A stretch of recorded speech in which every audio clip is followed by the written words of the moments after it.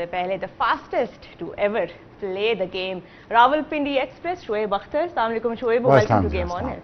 Thank you very much. उनके साथ जी हमें ज्वाइन कर रहे हैं as commentator, broadcaster and of course former test cricketer Bazid Khan. अस्सलाम वालेकुम Bazid, welcome back to the show. वालेकुम सलाम। उनके साथ हमें ज्वाइन कर रही हैं हमारे पीटीवी की very own former captain Pakistan women's cricket team Sana Mir. अस्सलाम वालेकुम Sana, welcome to the show. वालेकुम अस्सलाम, thank you so much. Shoaib, start करते हैं। जो अगला चैलेंज पाकिस्तान की टीम का है, जो कि है 3 मैचेस की test series against England, and Pakistan have not won a test series in England since 1996। तो एक बहुत बड़ा टास्क है इस टीम के अहेड। पहला मैच खेला जाएगा जी लीड्स में, दूसरा लंदन में और तीसरा जो है वो बर्मिंघम में। इस जीत के बाद शोएब, जो अभी वेस्ट इंडीज के अगेंस्ट हुई है, मोमेंटम तो मिला है, बट क्या मोमेंटम काफी होगा? 96 में हम नहीं कर पाए तो ये ये टास्क तो बड़ा है। हेडिंगले ट्रिकी तो seaming condition, Lord seaming condition. Edgbaston में थोड़ा बहुत रिलीफ मिल सकता है आपको थर्ड टेस्ट मैच में। Alright, if you come back then I will give you I think it's going to be tough too for Pakistan. It's not going to be easy. It's going to be one hell of a run for the Pakistan team और मुश्किल होगा। और England West Indies जैसी कोई ऐसी गलती नहीं करेगा जहां पे पाकिस्तान थोड़ा सा भी टेस्ट मैचेस के अंदर आए। वो क्या करेंगे? वो आराम से सेमिंग ट्रैक बनाएंगे और पाकिस्तान को would be a very difficult tour. और 99 में 2000 में सॉरी मेरा ज़्यादा कसूर नहीं, मैं सिर्फ एक टेस्ट मैच खेल रहा हूँ पूरे अपने करियर में इन इंग्लैंड, उसमें भी अनफिट हो गया। सो आई थिंक 96 तक I think Waqar and Wasim भाई, I think they done the wonders.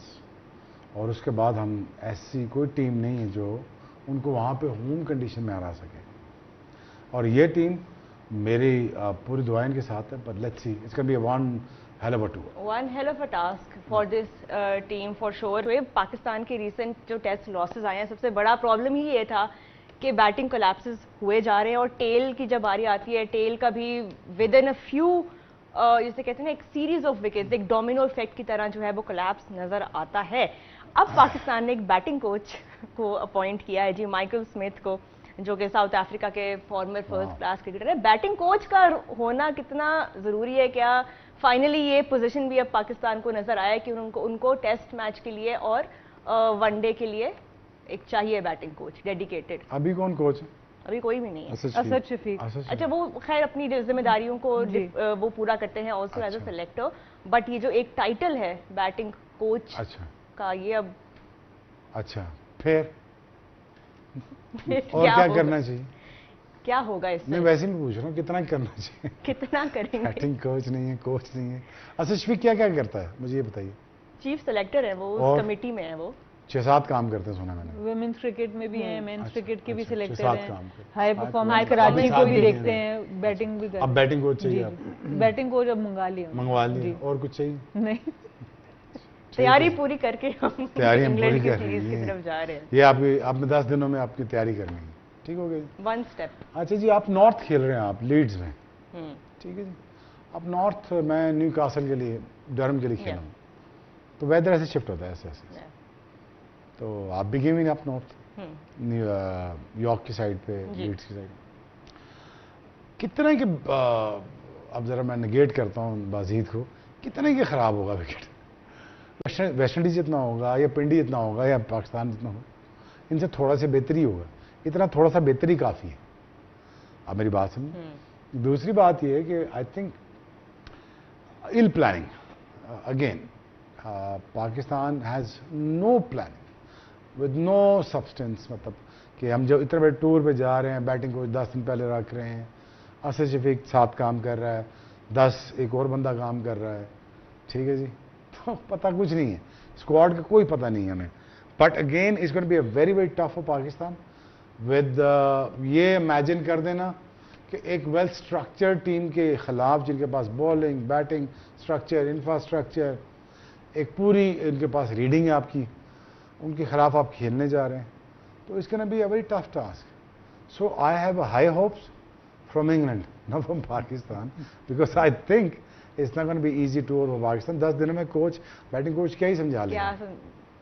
VK आप इस पे क्या ऐड करना चाहेंगे माइकल स्मिथ की अपॉइंटमेंट? टेक्निकल क्या समझा लेगा वो ज़्यादा 10 दिनों में?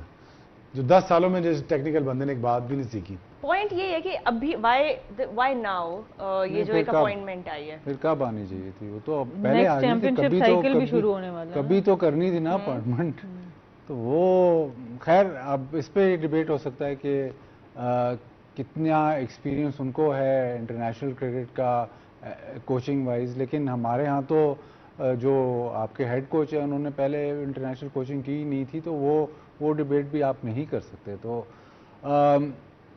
ठीक है, आपने रख लिया कोच, वो बिल्कुल सही है, लेकिन प्रिपरेशन मैंने ये वेस्ट इंडीज सीरीज से पहले ये बात की थी कि पाकिस्तान का कोई before the West Indies series Pakistan के कोई इंगेजमेंट्स नहीं थी, कोई मैचेस नहीं थे, तो इजीली आप 2, 3, 4 आप साइड मैचेस वेस्ट इंडीज में अरेंज कर सकते थे, जो आपने नहीं किए। हालांकि बड़ा गैप था। अब आप कहेंगे कि गैप नहीं है, चलिए ठीक है, आप मान लेते हैं गैप नहीं है, शायद एक आधा है साइड मैच आपका, लेकिन बैक टू बैक सीरीज से सिर्फ एक ये फ़ायदा है कि आप टेस्ट मैच खेलते हुए आ रहे हैं। ये नहीं है कि आप सीधा T20 एक टूर्नामेंट या T20 खेल के आप जा रहे हैं, सिर्फ एक ये फ़ायदा है।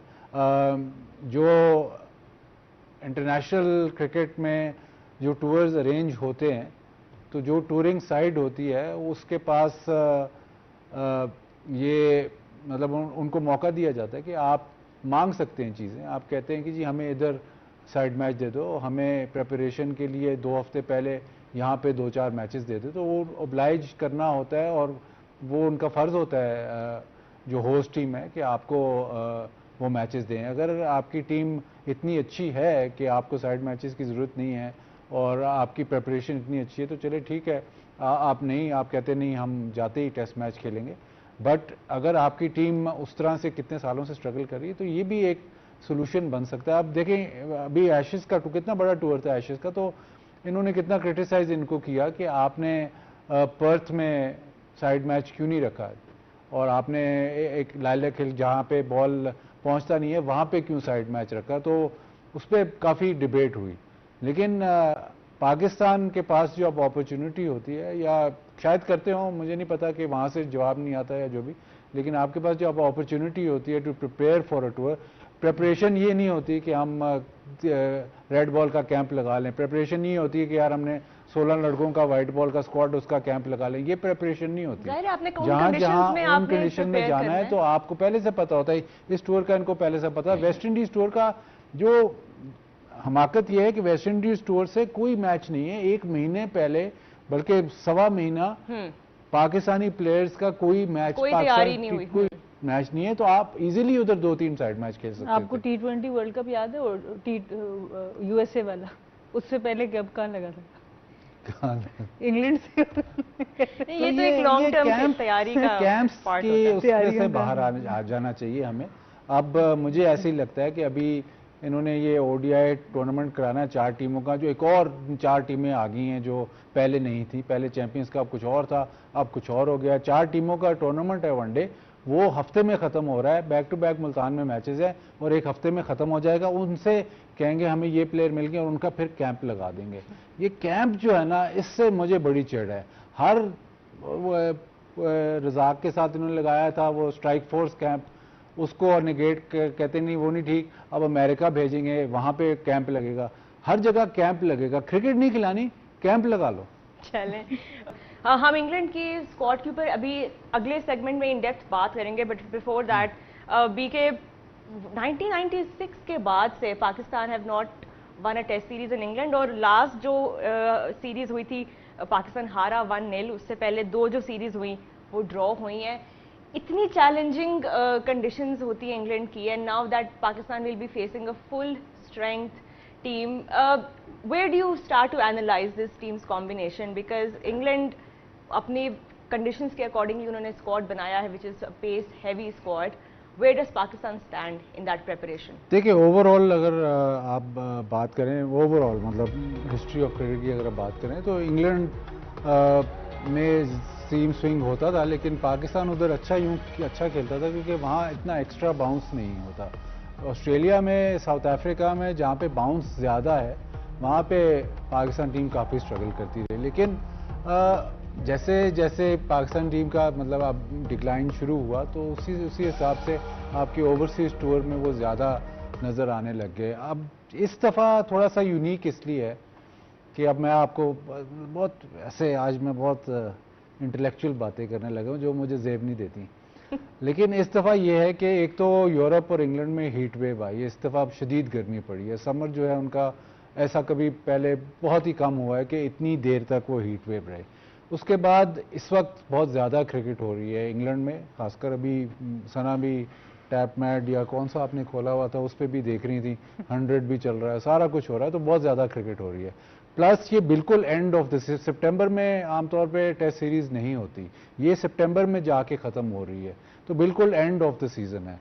तो अब पिचेस कैसा बिहेव करेंगी, जो शुएब भाई बात कर रहे हैं कि वो चाहेंगे कि बॉल सीम और वो करे, लेकिन वो पिचेस टायर्ड होंगी, वो पिचेस स्लो होंगी। तो मुझे शक ये है कि वो जिस तरह चाहेंगे कि जिस तरह बॉल फ्लाई करे, कोशिश तो उनकी यही करेंगे, लेकिन उनके लिए बड़ा मुश्किल होगा क्योंकि बिल्कुल एंड ऑफ द सीज़न है। ये सारी जो मैंने आपको बातें गिनवाई है उसके लिए चैलेंज उनके लिए ये है कि उनके स्क्वाड में तो एक ही स्पिनर है और क्योंकि बेन स्टोक्स अब नहीं है तो उनके पास वो कैपेबिलिटी नहीं रही उनके 11 में कि वो स्पिनर भी खिला सके। अगर उन्होंने फास्ट बॉलर्स खिलाने हैं तो कोशिश उनकी यही होगी कि पिचेस ऐसी बनाएं जो फास्ट बॉलर्स को सपोर्ट करें, लेकिन वो बनाना end of the season after such a hot summer और स्पेशली इंग्लैंड में जहाँ पे आप सितंबर में पहले तो नामुमकिन होता था कि सितंबर में कोई टेस्ट मैच हो, लेकिन अब तो वो इतनी ज़्यादा क्रिकेट है कि वो उस तरफ चली गई है।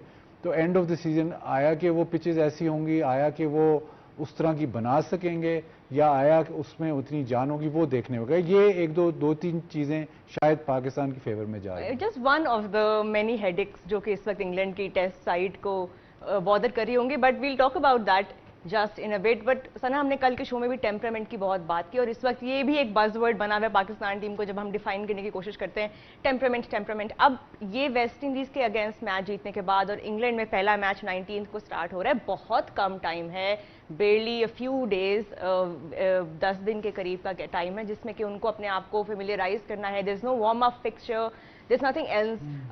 They head straight into the challenge. How much of a factor is that going to be? देखिए, फैक्टर तो होता है, you want to play side match, पहले आप जाते हैं इस तरह की कंडीशन में, और दूसरी चीज़ ये कि आप जीत के भी जा रहे हैं बिल्कुल स्पिन ट्रैक के ऊपर, जहां पर वेस्ट इंडीज़ में भी थोड़ा सा मूवमेंट फास्ट बॉलर्स को बाउंस मिला, वहां पाकिस्तानी बैटर्स ने स्ट्रगल किया। लेकिन जो बाजिद भाई बात करें, इवन वर्ल्ड कप के दौरान, अभी तो वर्ल्ड कप के बाद 100 भी हुए और इंडिया की भी सीरीज हुई है, उसके बाद पिचेस में और वेयर एंड टेयर आया। इवन वर्ल्ड कप के दौरान भी pitches on the slower side थी, जो जनरली आप इंग्लैंड की कंडीशंस जून जुलाई में देखते हैं, वैसी कंडीशंस नहीं थी। तो मेरे ख्याल से पाकिस्तान के पास इस लिहाज से चांस ज़रूर है कि उनकी बॉलिंग काफ़ी one dimensional in the sense लगती है, उनके पास लेफ्ट आर्म कोई फास्ट बॉलर नहीं है, जो पार्ट टाइम स्पिनर्स हैं वो भी ऑफ स्पिनर है, एक स्पिनर उन्होंने रखा है शोएब बशीर की शक्ल में। मुझे लगता है जो वाजिद भाई बात कर रहे हैं कि पिचेस थोड़ी वेयर एंड टेयर होंगी, विल जैक्स एक ऐसे प्लेयर थे जो मिसिंग लगते हैं, जो जिनको ये डाल सकते थे अपने 15 के स्क्वाड में, जिस तरह के वो साथ बैटिंग भी वो बड़ी तगड़ी कर लेते, तो और उनका भी थोड़ा टाइम लगेगा। जैसे हमने पहले कल के शो पे भी बात की थी कि अब ब्रेंडन मैकलम गए हैं, एक बेसबॉल का एक एटमॉस्फेयर था जी, किस तरह से क्रिकेट खेलनी है, एकदम से सारे के सारे प्लेयर्स नए कोच के साथ एडजस्ट करते, इवन दो कि वो अभी इस सीरीज में नहीं होंगे फ्लेमिंग, लेकिन सिलेक्शन सारी प्रोसेस में हर चीज में वो इस टीम का हिस्सा जरूर रहे हैं। सो आई थिंक ये भी प्रोफेशनलिज्म दिखाता है उनके बोर्ड की कि अभी से साथ लेके चल रहे हैं आने वाले कोच को। बिल्कुल, हम इस पे भी अभी मजीद अगले सेगमेंट में बात करेंगे, because I do want to talk about what you have mentioned कि एक ही उनका फ्रंट लाइन स्पिनर है। बट बिफोर दैट एक आधी जो चेंज पाकिस्तान ने भी किया है, Shoaib pace heavy, Jofra Archer, Gus Atkinson, Brydon Carse, Sam Cook, Matthew Fisher, Ollie Robinson, Josh Tongue, काफी तो नाम ही नहीं खत्म हो रहे हैं, बट इन्होंने इनका मैसेज क्लियर है कि just one spinner and the rest will be handled by the pace. आपके फास्ट बॉलर कितने हैं? आपके पास स्क्वाड है अपना? हमारा स्क्वाड इस वक्त अवेलेबल है या हम नेक्स्ट दिखाएं। एपिसोड में दिखा सकते हैं? आई थिंक अब इसको थोड़ी देर तक हाँ। अपना स्क्वाड भी करते हैं, अगर अवेलेबल है तो दिखा देते हैं, because Shoaib wants to talk about the comparison, जो कि कंपैरिजन जरूरी है ना जी। वैलिड पॉइंट है इस वक्त। ये है जी पाकिस्तान का स्क्वाड। पेस में Mohammad Abbas, Khurram Shahzad, Mohammad Ali, Aamir Jamal and Ubaid Shah. 2 spinners Sajid Khan and Ali Usman. Obviously यार क्वालिटी ऑफ द टैलेंट उधर देखा जाए और यहाँ पर देखा जाए तो there is no match when it comes to fast bowl. It's very as simple. और अगर आप मिडिल ऑर्डर में भी अगर आप देखें तो बहुत आगे हैं। Subject to fitness Saud Shakeel ji, अच्छा is not fully fit.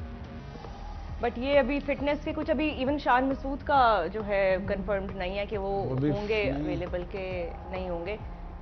But एक ही टीम क्योंकि अनाउंस हुई है for both the series, but he will be travelling with the team, so as soon as he is ready to play he will be back in the Well, side. you know, cut long story short is obviously, you know, there is no match between Pakistan and England team. And obviously, the England team is far superior team. When it comes to talent, batting, bowling, ammunition के पास पूरा है. And obviously, you're getting into the situation जहाँ कि आपको पता है यार कि यहाँ पे आपको जोफ्रा के साथ बहुत तकलीफ होने वाली. और वो आपके साथ लाडिया नहीं करेगा, वो पीछे रखेगा बॉल, वो यहीं रखेगा. It will test you out. वो अब्दुल्ला शफीक को भी, बाबर को भी, it will test you out. There is no surprise about it. और आप ये बिल्कुल आप वो ना रखिए कि वो आपको टेस्ट नहीं करेंगे. वो आपको, अगर मुझे पता है कि यार मेरी पाकिस्तान टीम के बैटर्स हुकन पुलर अच्छे ज़्यादा नहीं हैं, ठीक है, but they will try them out and at the same time a good length will do the job for the Pakistan, because technically इतने स्ट्रांग नहीं है ये. हमारे बच्चे अगर आप देखें अब्दुल्ला शफीक से लेके बाबर तक भी देखें, टेक्निकल इतने सॉलिड नहीं है when it comes to team. तो there is going to be a lot of problems. Batting coach जरूर रखा है, नाम उनका याद रख लें, पता नहीं अगले टूर में होते हैं कि नहीं साथ. माइकल स्मिथ, बिल्कुल जी, वो उनका तो टास्क बहुत ह्यूज टास्क है ये कि इस इंग्लैंड पेस अटैक को वो फेस करेंगे. बट बी के आपके क्या थॉट्स हैं इस इंग्लैंड स्क्वाड पे? They have made some comebacks. Dan Lawrence भी आ गए हैं टीम में. Then we also have Jordan Cox जो कि 3 पे बैटिंग करेंगे in place of Jacob Bethell. Bethell injured है तो वो अब नंबर 3 पे खेलेगा. स्क्वाड में आपको यही एक परेशानी यही है कि स्पिनर इन्होंने उन्हीं को रखा है और शायद सोच रहे थे कि स्पिनर ऐसा हो जो ऑलराउंडर हो, क्योंकि उनके पास क्वालिटी स्पिनर्स इस वक्त नहीं है इंग्लैंड के पास. तो अगर कोई ऑलराउंडर की शक्ल में स्पिनर रखते तो शायद बैलेंस थोड़ा सा बेहतर हो जाता. अभी तो ऐसे ही लग रहा है कि 4 फास्ट बॉलर से ही खेलेंगे. जो स्टोक्स की जो कमी इधर नज़र ये आती है कि एंड में तो वो एक बॉलिंग ऑलराउंडर ही बन गया था और वो बॉलिंग बहुत ख़तरनाक करता था और उस स्टेज पे बॉलिंग करता था जब कोई और कर ना रहा हो, जब मुश्किल वक्त होता था वहाँ पे बॉलिंग करता था. तो उसकी कमी वो ज़रूर महसूस होगी और वो बैलेंस करता था टीम को. Plus because of the fact कि जब बाकी उसके 3 फास्ट बॉलर आउट नहीं कर रहे होते थे तो उनको पता था कि स्टोक्स आके विकेट लेगा. तो उससे ज़ाहिर है थोड़ा सा उनको असर तो ज़रूर होगा. प्लस अगेन कप्तान चला गया, कोच चला गया, तो थोड़ा बहुत तो डिफरेंस ज़रूर आएगा.